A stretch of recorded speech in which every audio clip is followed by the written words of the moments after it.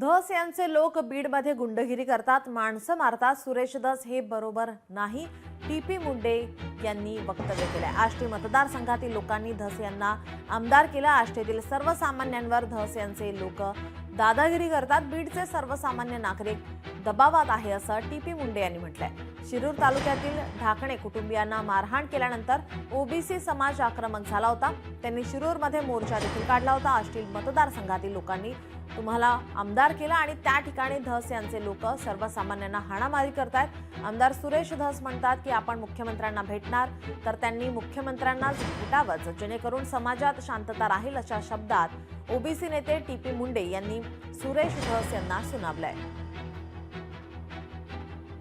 नाही, त्यांनी मुख्यमंत्री साहेबाला भेटले तर चांगली गोष्ट आहे, भेटावं.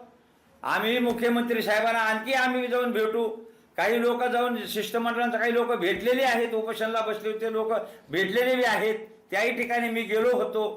ते गेल्यानंतर सांगितलं की आम्ही भेटून आलोत म्हणून. मी म्हणलं चांगली गोष्ट आहे. तर तुम्हाला माणसं मारू द्यायचे आणि त्या लोकांनी गप्प बसायचं का? म्हणजे एवढी गुंडगिरी कशाबद्दल? मग माणसं मारायचे, शिकारी करायच्या, गुंडगिरी तालुक्यामध्ये करायला लावायची, माणसं दबावाखाली ठेवायचे.